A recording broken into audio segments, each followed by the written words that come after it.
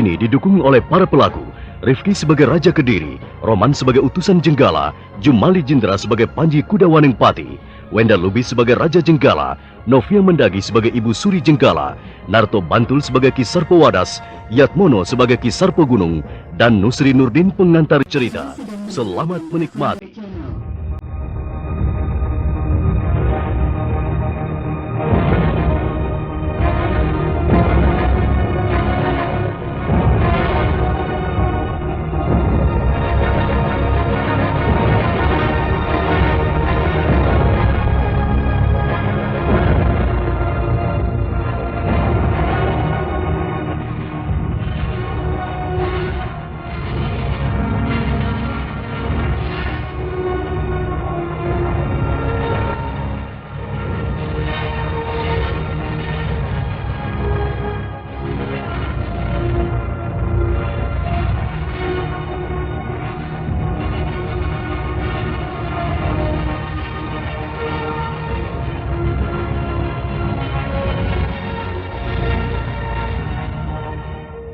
Utusan Raja Jenggala telah sampai di Kerajaan Kediri.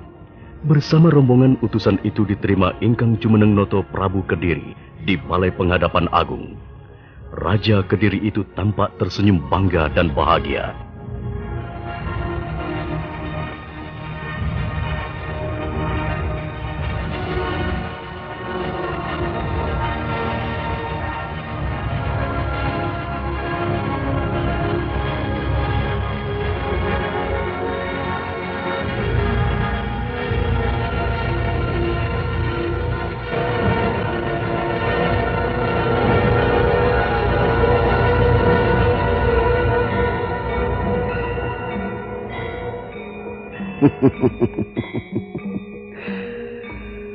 Pada intinya, kita adalah bersaudara. Maka selayaknya kalau aku menerima lamaran junjunganmu, Ingkang Sinuwun Gusti Prabu Jenggala, untuk mempersanding Pangeran Panji Kudawaning Pati dengan putriku Dewi Sekartaji. Sampaikanlah itu ke hadapan sesembahanmu, yang mulia utusan. Ampun Sri Paduka, gayung bersambut. Hamba akan sampaikan kerso Ingkang Jumeneng Noto kepada sesembahan hamba Raja Jenggala. Ya, aku menantikan kunjungan rajamu untuk membicarakan kapan sekiranya pernikahan agung bisa dilangsungkan. Sudah saatnya kedua kerajaan mengakhiri perang saudara yang berlangsung sejak turun-temurun. Oh, jika demikian, perkenankanlah hamba beserta rombongan mengundurkan diri dari Balai Penghadapan ini untuk kembali ke Jenggala. Berangkatlah saudaraku. Kuiringkan doa untukmu. Sampaikanlah salam kasih penuh persaudaraan kepada junjunganmu. Sendiko dawuh Gusti, kami mohon pamit.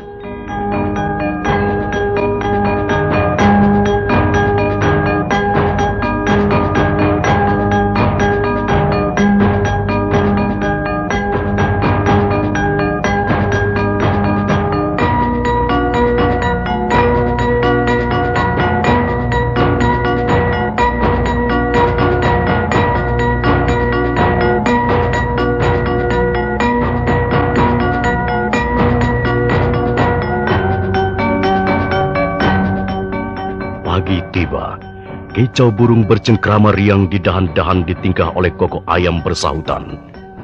Di pelataran halaman kesatrian, tampak seorang pemuda tampan tengah melatih keterampilan pemain pedang.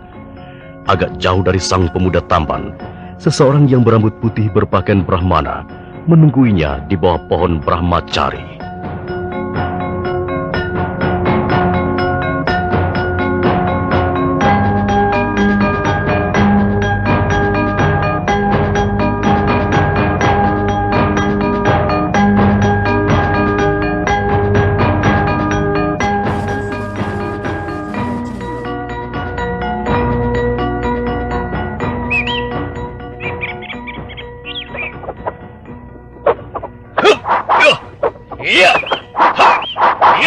Bagus.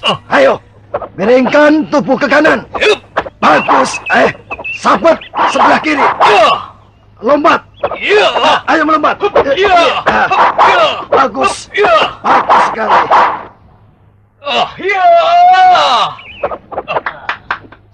Bagus. Bagus. Sekarang istirahatlah sejenak.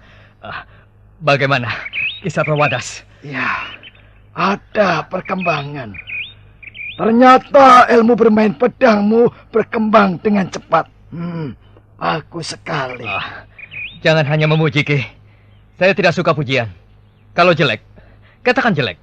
Pangeran, saya bukan memuji. Tetapi perkembangan pangeran memang begitu cepat. Apakah saya harus mengatakan yang sebaliknya? Pujian hanya membuat orang tenggelam dalam kedangkalan. Itu benar, anakku.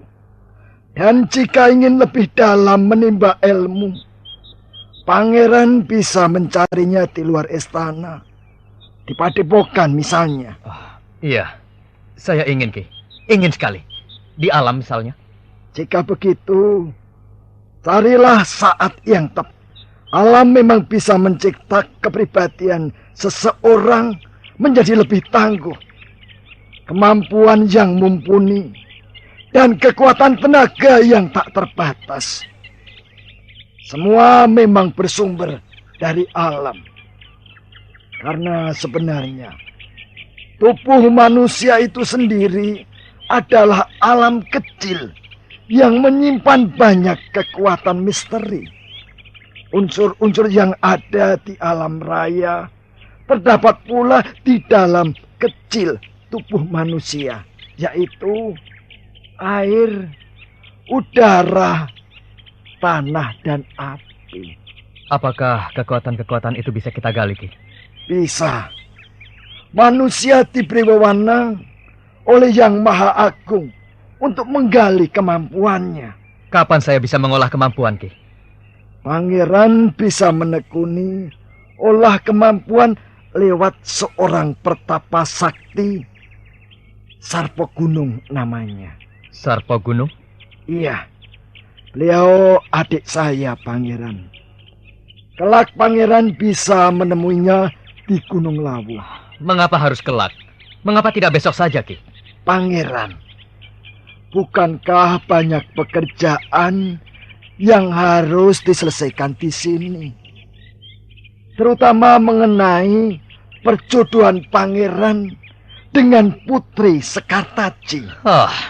Putri Sekartaji. Bertemu pun aku belum pernah. Mengapa harus dijodohkan? Pangeran. Kenapa terkejut, Ki? Pangeran tentu tidak bermaksud mengecewakan Gusti Prabu. Bukankah Romo Prabu berniat mengulurkan tangan penuh perdamaian untuk menggalang persaudaraan dengan kerajaan Kediri? Untuk itukah aku lantas harus bersanding dengan Putri Sekartaji? Percayalah, Pangeran. Putri Sekartaji adalah seorang dewi. Kecantikannya tak ada yang menandingi di telatah manapun juga. Putri-putri dari negeri seberang pun tidak ada yang secantik Dewi Sekartaji. Kisah Prawadas. Kapan aku bisa diantar menemui Ki Sarpo Gunung?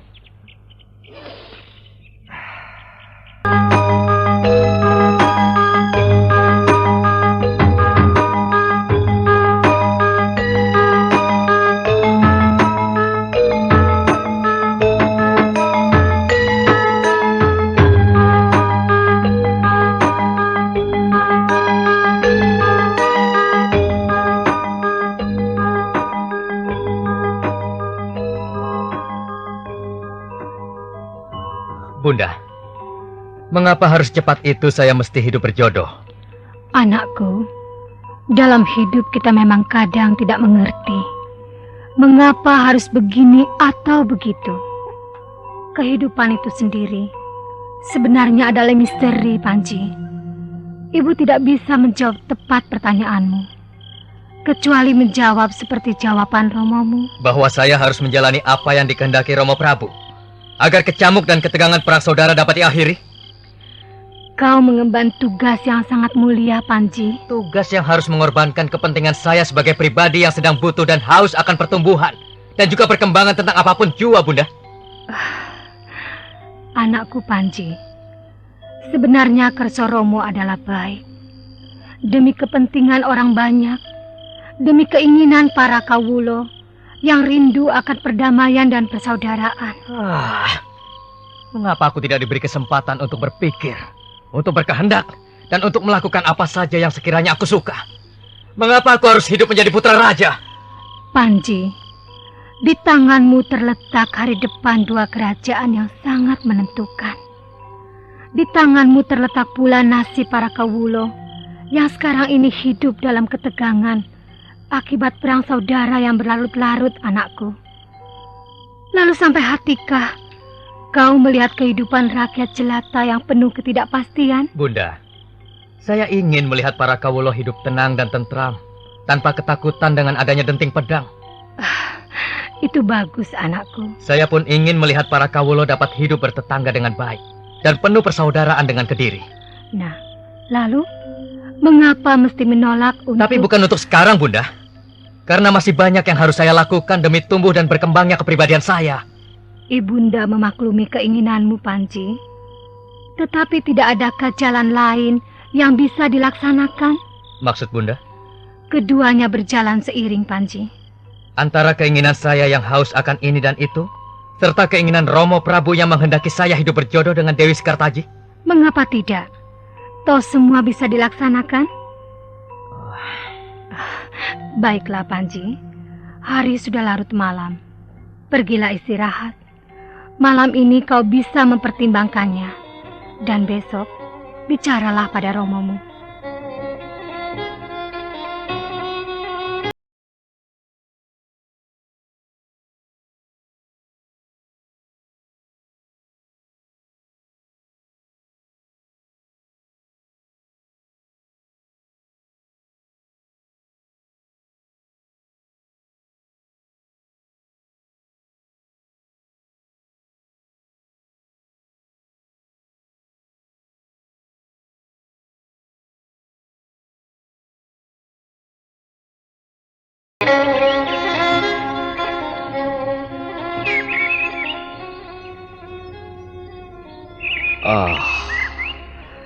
Jadi kau menolak dijodohkan dengan putri Dewi Sekartaji dari kerajaan Kediri?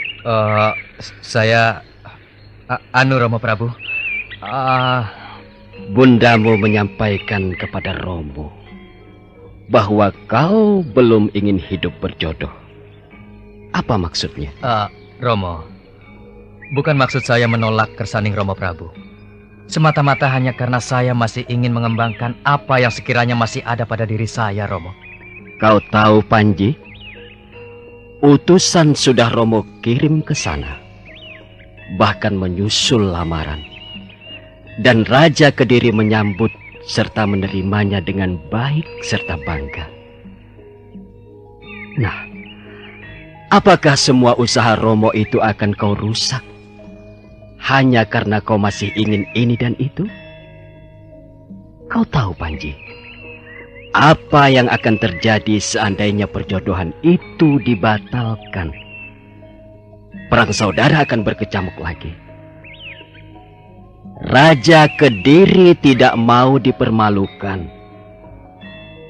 Apa kau tidak pikirkan itu semua, Panji? Romo Prabu, maafkan saya. Jika boleh, Putra Romo ingin mengajukan pendapat. Baik, katakanlah.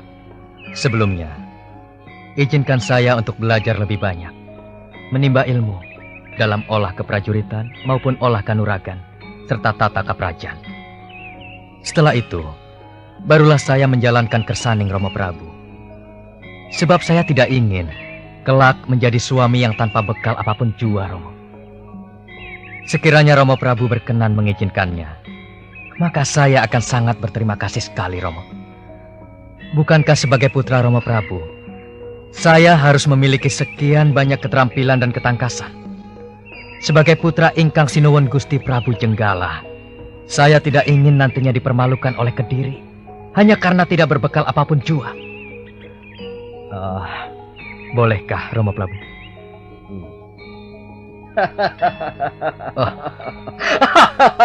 Romo, mengapa Romo Prabu tertawa? Lucukah permintaan putra Romo ini?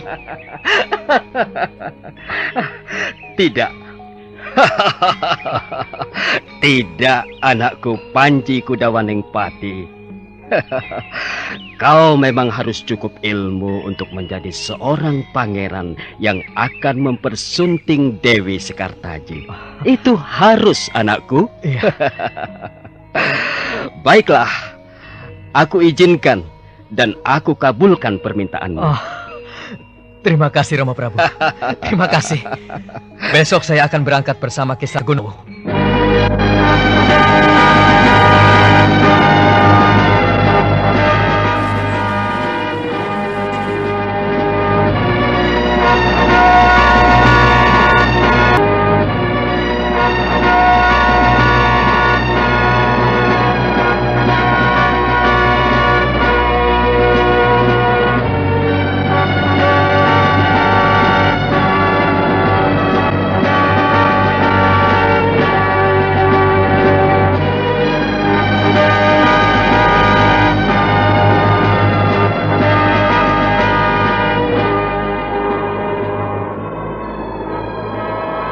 Gunung, aku datang dengan seorang pemuda untuk menjadi muridmu.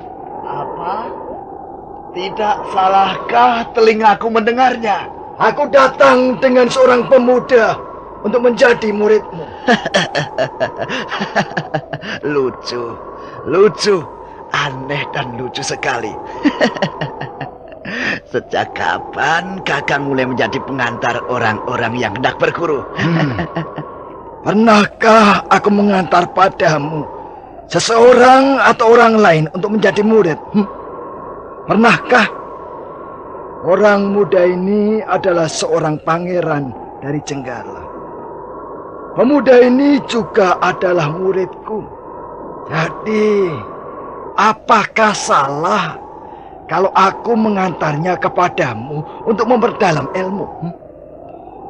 Di lereng Gunung Lawu, dua kakak beradik pendekar sakti itu saling bertemu. Ki Sarpawadas berdiri tegap mematung bersama Panji di depan mulut sebuah goa. Tak lama kemudian, penghuni goa itu pun muncul, berjalan menghampiri Ki Sarpawadas dan Panji. Inikah putra Raja Jenggala? Iya, namanya Pangeran Panji Kudawaningpati. Bagus. Bagus. Tulangmu bagus. Kukira kau berbakat mewarisi ilmuku, anak muda. Terima kasih, Paman Sarpagunung.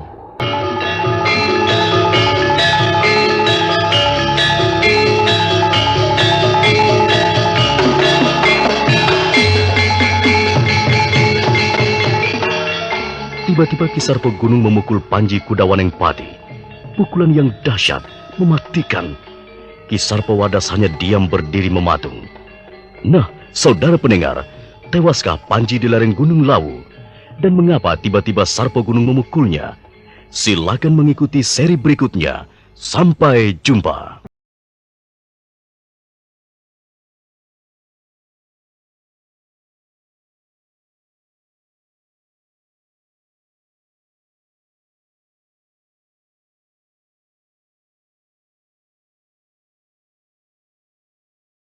Dengarkan serial drama radio Dewi Anggraini, Dewi Sekartaji. Persembahan dari Citra Beauty Lotion dan radio kesayangan Anda ini. Sampai jumpa pada seri berikutnya.